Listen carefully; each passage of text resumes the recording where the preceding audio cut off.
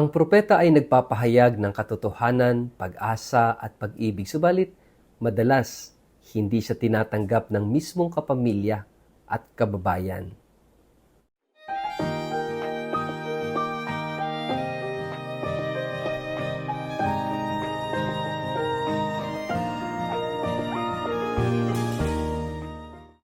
Ang mabuting balita ng Panginoon ayon kay San Marcos. Umalis doon si Jesus at umuwi siya sa sariling bayan kasama ang kanyang mga alagad. Pagdating ng araw ng pamamahinga, si Jesus ay nagturo sa sinagoga. Maraming tao ang nakarinig sa kanya at sa kanilang pagkamanghay nagtanungan sila.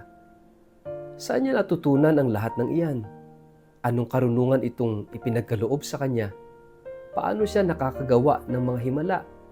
Hindi ba ito ang karpinterong anak ni Maria at kapatid ni na Santiago, Jose, Judas at Simon? Taga rito rin ang kanyang mga kapatid na babae, hindi ba? Kaya hindi sila naniwala sa kanya. Dahil dito, sinabi ni Jesus sa kanila, ang isang propeta ay iginagalang ng lahat maliban ng kanyang mga kababayan, mga kamag-anak at ng kanyang pamilya. Hindi siya nakagawa ng himala roon maliban sa ilang may sakit na pinatungan niya ng kamay at pinagaling. Namangha siya dahil ayaw nilang maniwala sa kanya. Nilibot ni Jesus ang mga nayon sa paligid at tinuruan niya ang mga taga roon. Ang mabuting balita ng Panginoon. Word of the day, hear what God has to say.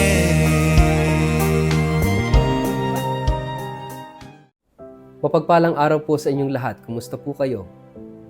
Ang ating pong word of the day ay prophets.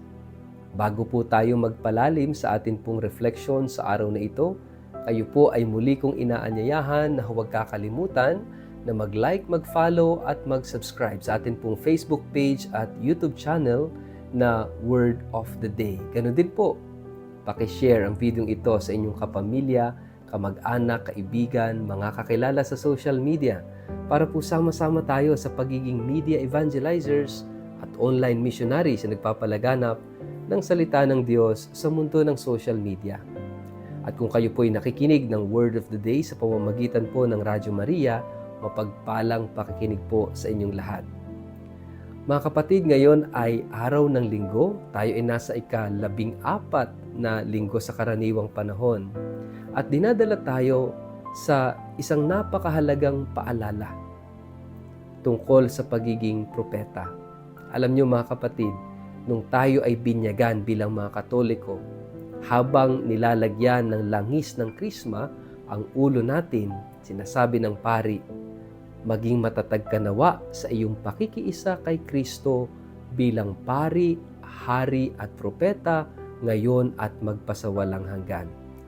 Mga kapatid, by virtue of baptism, we are all priests, prophets, and kings. Of course, mayroon itong malalim na pagpapakahulugan sa atin at ngayong araw na ito ay binibigyang diin yung pagiging propeta. Naway maging matatag tayo sa pagiging propeta natin araw-araw. So, ano ba ito? Ano ba itong inilagay sa atin na misyon sa pamamagitan ng sakramento ng binyag? Sabi doon, pakikiisa kay Kristo bilang pari, hari at propeta. Which means, tayong lahat as baptized, tayo nakikiisa, tayo kabahagi ng misyon ni Jesus bilang propeta. You and I, lahat tayo are prophets. We are kings, we are priests. Now let us talk about becoming a prophet. Yung pakikiisa natin kay Jesus bilang propeta. Ano ba yung tungkulin ng isang propeta?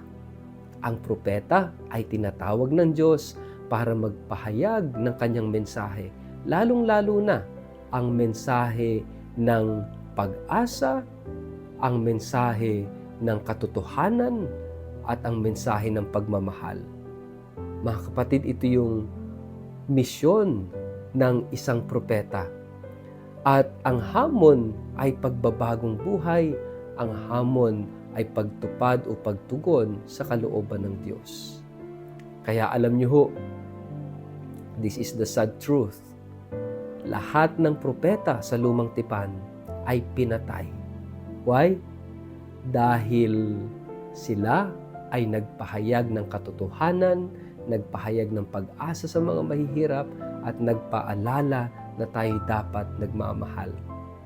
For the sake of the truth, of hope, and of love that they prophesy, that they proclaim, sila'y nag-alay ng buhay. All the prophets. Even in the New Testament, John the Baptist, he was murdered, he was beheaded.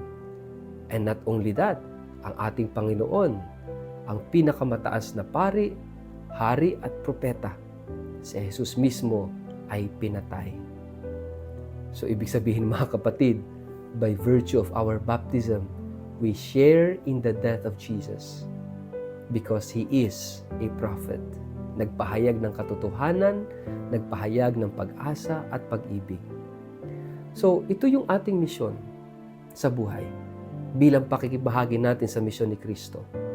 And that is to proclaim truth, love, and hope. Mga kapatid, tingnan natin ang ating sarili. Tayo ba ay nagpapahayag ng katotohanan, pag-asa, at pag-ibig? Pero alam niyo ho, dito sa ating gospel, si Jesus ay propeta. Pero hindi siya tinanggap sa sarili niyang bayan, ng kanyang sariling kababayan, ng kanyang sariling mga kapamilya. At ano ang tanong? Kinuwestiyon ang kanyang credibility. Well, kapag tayo nagpapahayag, kapag tayo nagtuturo, hinahanapan tayo ng credentials para tayo maging credible. At yan yung ating credibility. Si Jesus, kinuwestiyon yung kanyang curriculum vitae. Tinanong, hindi ba anak yan ni Maria? Siya yung karpintero din. Di ba kapatid yan ni ganito, ganyan, ganito, ganyan. Aba, ayaw nilang maniwala kay Jesus dahil chinek nila yung background ni Jesus, yung kanyang curriculum vitae. Mga kapatid, tayo minsan panghihinaan din tayo ng loob. Gusto nating magsabi ng katotohanan, pero sasabihin ng ibang tao, sino ka para magsabi niyan? Ikaw nga eh. O kaya tayo magbigay ng pag-asa sa iba. Kukwestiyonin tayo ng iba. Sino ka para magsabi ng words of hope? Na may pag-asa, ikaw nga, tingnan niyo ang buhay mo. No? O kaya yung pag-ibig. Tatanungin tayo sa ating credibility. Pero alam niyo ho, don't worry. Kung nagpapahayag ka ng katotohanan, ng pag-asa at pag-ibig at hindi nila tanggapin, it's all right. Kasi yung mensahe ng katotohanan, pag-asa at pag-ibig ay hindi po yan para sa lahat. You just continue proclaiming them sa salita at sa gawa. Just continue proclaiming kahit ang maniwala at makinig lang sa iyo iisa, it's all right. Because always remember that as a prophet, your message of truth, of hope, and of love are not for everyone. Pero para kanino? Only for those who will listen, who will accept. Kaya nga mga kapatid, ito yung role ng propeta. Kapag nagsasabi ka ng totoo, ikaw pa yung mamasamain. Magmahal ka, ikaw pa yung aabusuhin. Magbigay ka ng pag-asa, no? Ikaw pa yung sisiraan. Pero huwag tayong tumigil. Huwag tayong panghinaan ng loob. Huwag tayong magsawa. Sa kabila ng lahat, may mga kontra sa buhay natin, may mga hadlang, but just continue being true, being hopeful, and being a loving person. That is becoming a prophet. Yan tayo, nagiging propeta sa pagsunod natin kay Jesus. Sa ngalan ng Ama at ng Anak at ng Espiritu Santo. Amen. Ama naming Diyos, tulungan mo kaming magpahayag ng iyong mensahe ng pag-ibig, pag-asa at katotohanan araw-araw sa aming buhay, sa salita at sa gawa, sa kabila ng lahat. Amen. Pagpalain po kayo at ingatan ng makapangyarihang Diyos, Ama at Anak at Espiritu Santo. Amen.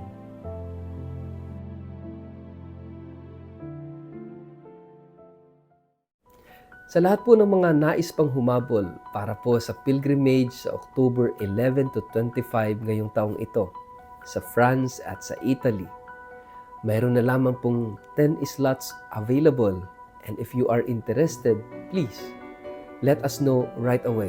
Pakitingnan ang contact details na nakikita nyo sa screen para makapagpa-reserve na kayo. First come, first serve lamang po ito. Kapag napuno na yung 10 natitirang slots, magsasara na po tayo sa ating recruitment. Sana po makasama ko po kayo sa pilgrimage na ito bilang paghahanda natin sa Jubilee of Hope na magaganap sa susunod na taon. Sana po magkita-kita po tayo. Maraming salamat at pagpalain po kayo ng poong may kapal.